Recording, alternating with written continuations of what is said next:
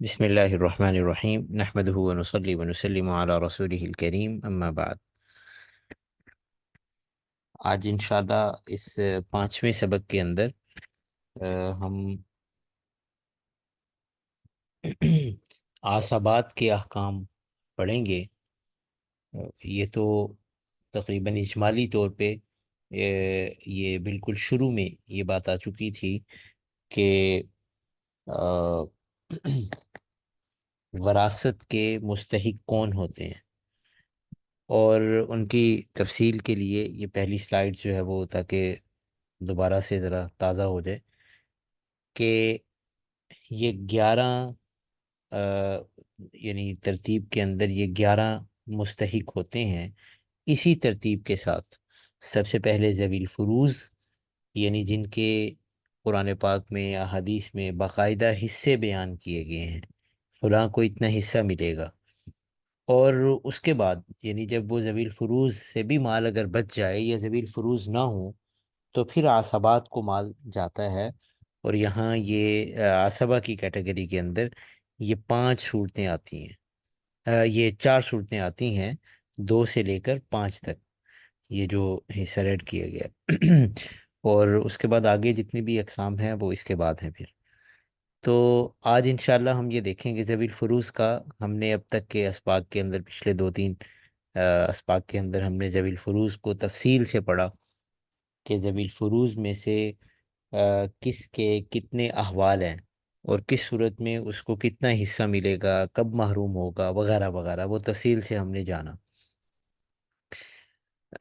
تو اگرچہ ضمنی طور پہ یہ بات آتی رہی ہے کہ اگر ایسی صورتحال ہو تو فلاں عصبہ بنے گا یا فلاں، لیکن مجموعی طور پہ عصبات کو ایک الگ سے ہم انشاءاللہ آج کے سبق کے اندر ڈسکس کریں گے۔ عصبہ کسے کہتے ہیں؟ سب سے پہلے تو اس کی تعریف تکنیکی طور پہ وہ جاننا ضروری ہے۔ عصبہ میت کا ایسا وارث ہوتا ہے جس کا شریعت میں کوئی مقررہ فرض نہ ہو، کہ مثلا اس کو چھٹا، چوتھا، آدھا وغیرہ کوئی ایسے خاص حصہ اس کا مقرر نہ کیا گیا ہو، بلکہ وہ کل ترکے کا اور بعض صورتوں میں بقیہ ترکے کا وہ مالک بنتا ہو، مستحق بنتا ہو۔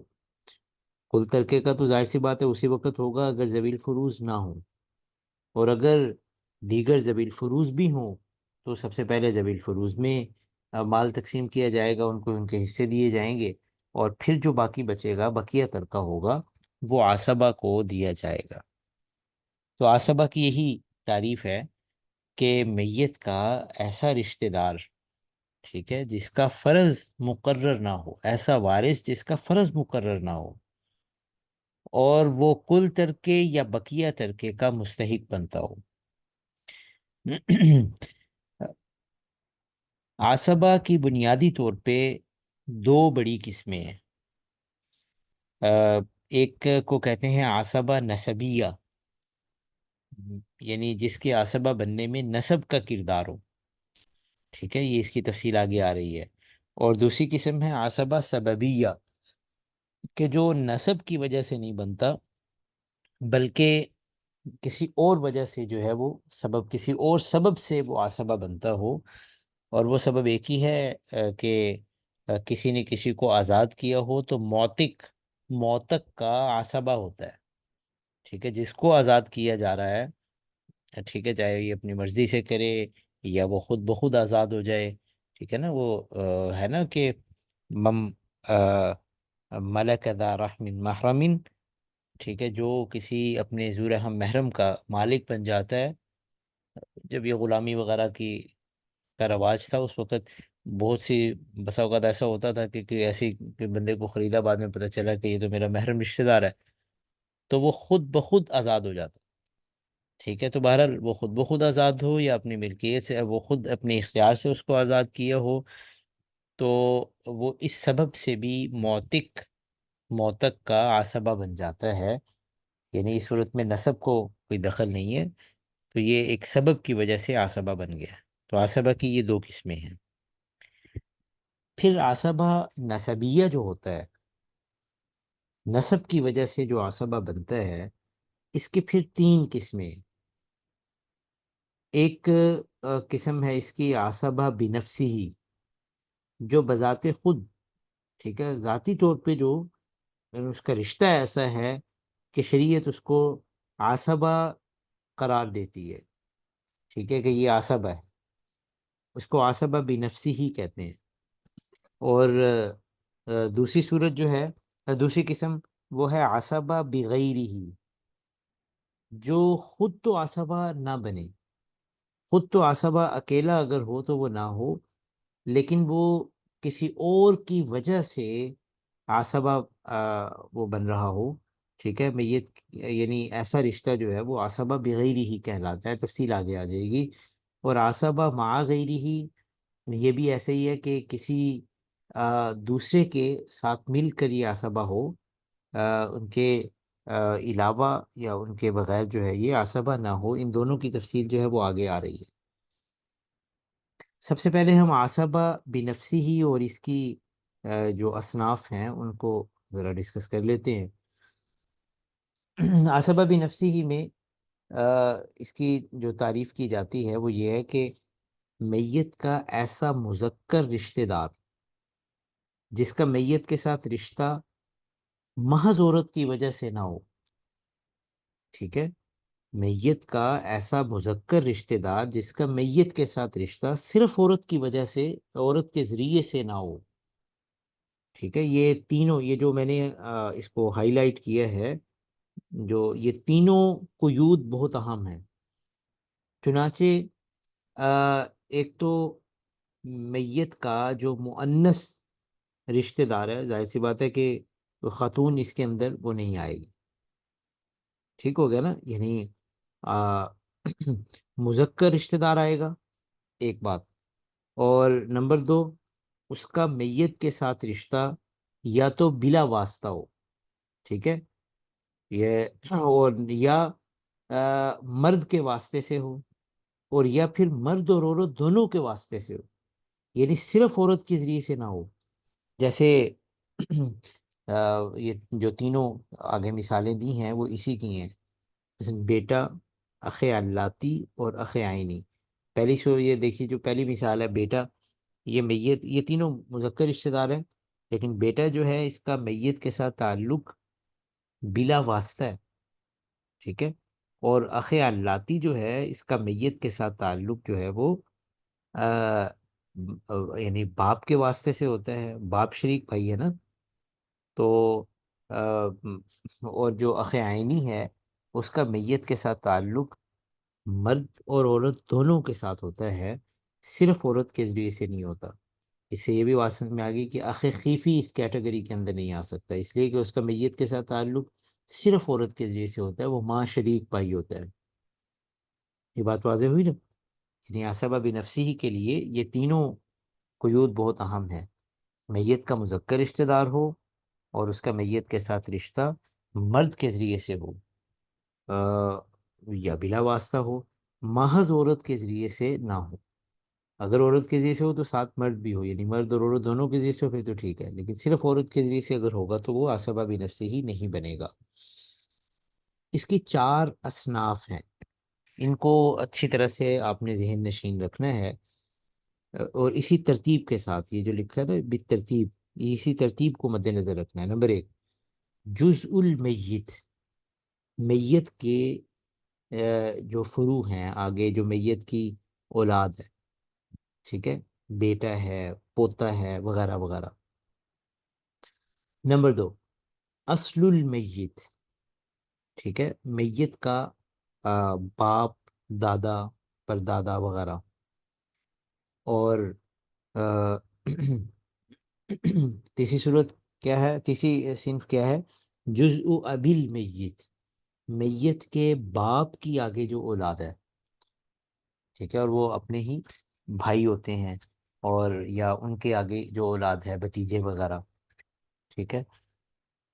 تو اور چوتھی صورت کیا ہوگی، جزء جد المیت، کہ میت کے دادے کی جو آگے اولاد ہے، اس میں چچا، چچا کی اولاد، ٹھیک ہے، یا اسی طرح باپ کا چچا اور اس کی اولاد. کہنے کا مقصد یہ ہے کہ یہاں پہ جد سے مراد جد قریب بھی ہے اور جد بعید بھی ہے.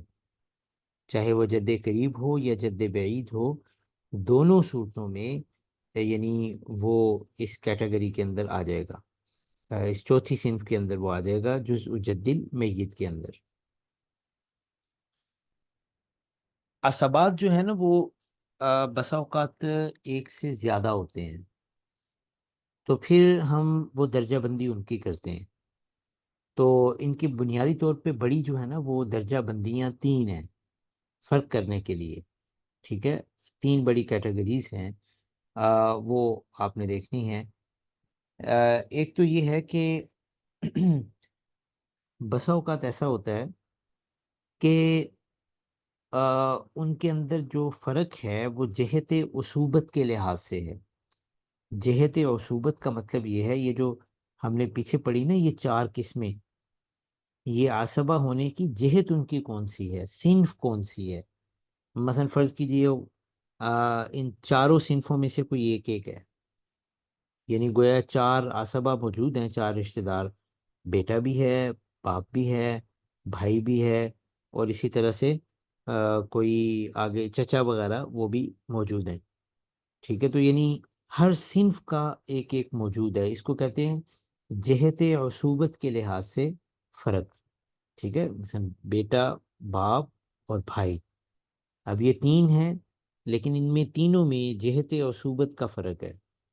بات واضح ہو رہی ہے نا؟ کوئی جہاں پہ کوئی کنفیوژن ہو تو آپ سوال کر لیے کریں. اور دوسری صورت دوسرا یعنی جو ہم فرق کرتے ہیں اگر ایک سے زیادہ عصبات ہوں تو وہ درجہ قرابت کے لحاظ سے ہم کرتے ہیں. مثال کے طور پہ آ، مثلا یہ ہے کہ اب بھی ہے، جد بھی ہے. مثلا جہت اصوبت میں تو فرق نہیں ہے، اس لیے کہ یہ اصل المیت ہیں دونوں.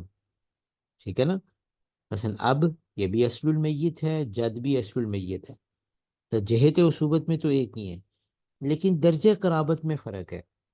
ٹھیک ہے، ایک میت کے زیادہ قریب ہے، دوسرا جو ہے وہ میت کے یعنی ایک سٹیپ اور اوپر ہے. تو یوں درجہ قرابت میں دونوں میں فرق ہے. اور تیسری صورت یعنی جو تیسری بڑی درجہ بندی ہم کرتے ہیں فرق کرتے ہوئے، وہ یہ ہے کہ قوت قرابت میں بھی بسا اوقات ان میں فرق ہوتا ہے. اور یہ عام طور پہ یعنی جہت صوبت میں بھی فرق نہ ہو، درجہ قرابت میں بھی نہ ہو، تو پھر ہم دیکھتے ہیں کہ قوت قرابت میں فرق ہے یا نہیں ہے. تو اس فرق کو دیکھتے ہوئے بھی پھر فیصلہ کیا جاتا ہے. جیسے مثال کے طور پہ میت کا اخ عینی بھی موجود ہے اور اخ علاتی بھی موجود ہے. اخ عینی یعنی جو حقیقی ماں باپ شریک جو بھائی ہوتا ہے، اور اخ علاتی جو صرف باپ شریک بھائی ہوتا ہے. تو ان میں ظاہر سی بات ہے کہ قرابت میں قوت زیادہ کس میں ہے؟ اخ عینی میں ہے نا، کیونکہ اخ عینی کا کی ماں جو ہے وہ اس کی ماں ہے، اور اخ عینی کا جو باپ ہے وہ اس کا باپ ہے. اور لیکن جو اخ علاتی ہے وہ اس کا صرف باپ جو ہے وہ تو ہے، لیکن ماں جو ہے دونوں کی الگ الگ ہے. تو یہاں پہ قرابت کی قوت کے لحاظ سے فرق ہے. یہ تین کیٹیگریز بہت اہم ہیں. جب بھی ہم عصبات میں آگے چل کے ان کے ہم احکام پڑھیں گے تو انہی تینوں کو دیکھتے ہوئے وراثت میں وہ ہم تقسیم کرتے ہیں. اچھا جی، اب آ جائیے، ہم پڑھ رہے تھے عصبہ نسبیہ کی تین قسمیں ہم نے پڑھی تھیں. ایک تھا عصبہ بنفسی ہی، اور ایک ہے عصبہ بغیری ہی، اور ایک عصبہ مع غیری ہی. اب دوسری قسم پہ آ جائیے، عصبہ بغیری ہی. یہ خواتین ہوتی ہیں یہ بھی، اور اس سے اگلی جو ہے وہ قسم وہ بھی خواتین کی ہے. ذوی الفروز میں سے وہ عورتیں، اس کی بھی تعریف اچھی طرح سے ذہن نشین رکھنی ہے آپ نے. ذوی الفروز میں سے وہ عورتیں جن کا فرض نصف یا سلوسان ہوتا ہے، وہ اگر اپنے بھائی کی وجہ سے عصبہ بنتی ہیں، اور وہ لازمی بنتی ہیں، وہ اپنے بھائی کی وجہ سے عصبہ بن جاتی ہیں، تو ایسی صورت میں وہ چونکہ وہ بھائی کی وجہ سے عصبہ بن رہی ہیں، بھائی کے ہونے کی وجہ سے، اس لیے ان کو کہتے ہیں عصبہ بغیر ہی، ٹھیک ہے نا؟ تو یہ چار ہیں، یہ جو چار رشتے لکھے ہوئے ہیں، چار طرح کی خواتین ہوتی ہیں. مثلا میت کی جو بیٹیاں ہیں، ٹھیک ہے، اور میت کی جو پوتیاں ہیں، پوتی، بیٹی، پوتی، اسی طرح حقیقی بہن اور علاتی بہن، ان چاروں میں سے جس کا بھی بھائی موجود ہو تو وہ اپنی بہن کو بھی عصبہ بنا دیتا ہے. اور ان میں وہ نصف اور ثلثان کا تو آپ حضرات نے کئی دفعہ پڑھ لیا ہے. ایک ہو تو اس کا حصہ نصف ہوتا ہے، اور ایک سے زیادہ ہوں تو ان کا حصہ ثلثان یعنی دو تہائی ہو جاتا ہے. یہ جو چار قسمیں ہیں، اگر یہ عصبہ بن جائیں، ٹھیک ہے، تو ان کو عصبہ بغیر ہی کہا جاتا ہے. لیکن یہاں پہ ایک یہ چیز یاد رکھنے کی ہے کہ اوپر آیا نا تعریف کے اندر ذویل فروز میں سے وہ عورتیں، تو وہ نیچے نوٹ میں نے یہ ذکر کیا ہے کہ وہ عورت جو ذویل فروز میں نہ ہو، ٹھیک ہے، وہ اپنے بھائی کے ساتھ عصبہ نہیں بنے گی. مثلا مثلا میت کی پھوپھی ہے، ٹھیک ہے، وہ چچا کے، یعنی اپنا اپنا بھائی، میت کا چچا مراد ہے، تو میت کی پھوپھی جو ہے وہ میت کے چچا یعنی اپنے بھائی کے ساتھ مل کر اس کی وجہ سے یعنی عصبہ نہیں ہوگی، ٹھیک ہے نا، اس لیے کہ پھوپھی کا کوئی وراثت کے اندر یعنی ذوی الفروز ہونے کے ناطے یعنی کوئی ایسا حصہ نہیں ہوتا. تو چچا جو ہے وہ اکیلا ہی عصبہ بنے گا، پھوپھی جو ہے وہ عصبہ اپنے بھائی کی وجہ سے نہیں بنے گی، اس لیے کہ یہ ذوی الفروز میں نہیں ہے. یہ فرق بھی، یہ نوٹ جو ہے وہ بہت اہم ہے. تیسری قسم عصبہ نسبیہ کی تیسری قسم، عصبہ مع غیرہ، وہ عورت جو کسی عورت کی وجہ سے عصبہ بن جائے، ٹھیک ہے. مثال کے طور پہ اخت عینیہ اور اخت علاتیہ، ہم نے پیچھے ذوی الفروز کے احکام میں یہ بات پڑھی تھی، اور یہ تقریباً اسی کا ہی یہ دوبارہ سے یہ تقریباً آ رہی ہے کہ اخت عینیہ اور اخت علاتیہ بعض صورتوں میں یہ عصبہ بن جاتی ہیں جبکہ میت کی مؤنث اولاد موجود ہو، ٹھیک ہے. میت کی مؤنث اولاد ہو تو وہ ضروری نہیں ہے کہ عصبہ ہو. مثلا اولاد تو ہے، میت کی بیٹیاں ہیں، تو کوئی اگر ان کا بھائی نہیں ہے تو وہ بیٹیاں جو ہیں وہ تو عصبہ نہیں بنے گی، لیکن ان کی وجہ سے میت کی جو حقیقی بہن یا علاتی بہن ہے وہ عصبہ بن جائے گی ان بیٹیوں کی وجہ سے، ٹھیک ہے. یعنی اب یہاں پہ یہ تھوڑا سا جو فرق ہے نا وہ بھی اسی وجہ سے کیا گیا، عصبہ بغیر ہی اور ما غیر ہی. بغیر ہی میں بھائی کی وجہ سے وہ خاتون عصبہ بنتی ہے، ٹھیک ہے، لیکن ما غیر ہی کے اندر وہ یہ میت کی یہ دو بہنیں ان کی وجہ سے عصبہ بن جاتی ہیں، لیکن دونوں میں فرق یہ ہے بلکہ یہاں پہ بھی یعنی میت کی اولاد وہ بھی عصبہ ہو جاتی ہے، لیکن وہ اخت عینیہ اور اخت علاتیہ یہ بھی عصبہ. یہاں پہ دونوں میں فرق یہ ہے کہ وہاں پہ مذکر کو دخل تھا عصبہ بنانے میں، اور یہاں پہ عورت ہی عورت کو عصبہ بنا رہی ہے. یہ فرق ہے عصبہ مع غیری. عصبات نسبیہ کے بعد عصبہ سببیہ. عصبہ سببیہ کی وضاحت پہلے آ چکی ہے کہ میت کے موتق کو عصبہ سببیہ کہتے ہیں، جس نے میت کو آزاد کیا ہو، چاہے وہ موتق مذکر ہو یا مؤنث ہو. اگر کسی خاتون نے کسی غلام یا لونڈی کو آزاد کیا ہے تو اس کی اس کا عصبہ جو ہے وہ وہی خاتون ہی ہوگی، ٹھیک ہے، یعنی اسبہ بننے کے لیے یہ ضروری نہیں ہے کہ وہ مولا جو ہے وہ مرد ہو، ٹھیک ہے، وہ کوئی خاتون بھی ہو سکتی ہے، وہ بھی اسبہ ہو جائے گی، اسبہ سببیہ۔ ان میں تقسیم کیسے ہوگی؟ بالکل سادہ سا اصول ہے۔ پہلی بات تو یہ واضح ہے کہ ذوی الفروز اگر نہ ہوں تو تمام ترکہ بگرنہ بقیہ جو ترکہ ہے وہ عصبات میں تقسیم کیا جائے گا، لیکن تقسیم ہم نے یوں کرنا ہے کہ اگر عصبات زیادہ ہوں تو ہم نے جہت عصوبت میں اقرب کو دیکھنا ہے، اور اقرب سے کیا مراد ہے؟ یہ جو پیچھے لکھا تھا اصناف، یہ عصبہ بنفسی ہی کی جو 5 قسمیں تھیں، یہ 4 قسمیں تھیں، میں نے وہاں پہ یہ لفظ لکھا تھا کہ بالترتیب یہ 4 اقسام ہے، تو اسی ترتیب کے لحاظ سے ہر صنف جو ہے وہ اپنے بعد والی صنف سے مقدم ہوگی، چنانچہ جزء المیت وہ اصل المیت سے اقرب شمار ہوگا، ٹھیک ہے۔ اس لیے اگر یہ دونوں موجود ہیں تو جزء المیت کو یعنی بیٹے کو عصبہ ہونے میں باپ پر ترجیح دی جائے گی، باپ کو تو چھوٹا حصہ مل جائے گا لیکن عصبہ بیٹا ہی بنے گا، ٹھیک ہو گیا نا؟ لیکن اگر جہت صوبت میں برابر ہے تو درجہ قرابت میں اقرب مقدم ہوگا، باقی جو ہیں وہ محروم ہو جائیں گے۔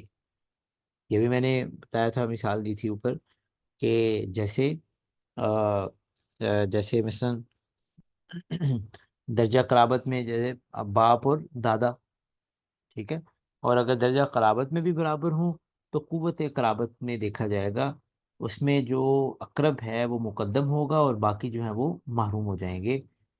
لیکن اگر فرض کیجئے قوت قرابت میں بھی سب برابر ہے، یعنی عصبہ ایک سے زیادہ ہیں اور کوئی ان میں فرق نہیں ہے، تو سبھی عصبہ ہوں گے، جو بھی مال بچے گا وہ سب میں بالکل برابر سرابر تقسیم کر دیا جائے گا، ٹھیک ہو گیا نا؟ جی، نمبر 3، عصبہ نسبیہ، اگر نسب والا کوئی عصبہ موجود ہو تو عصبہ سببیہ جو ہے وہ محروم ہوگا، ٹھیک ہے، پھر موتق وغیرہ ان کو وہ نہیں، بلکہ اسی عصبہ کو سارا مال جو ہے وہ دے دیا جائے گا۔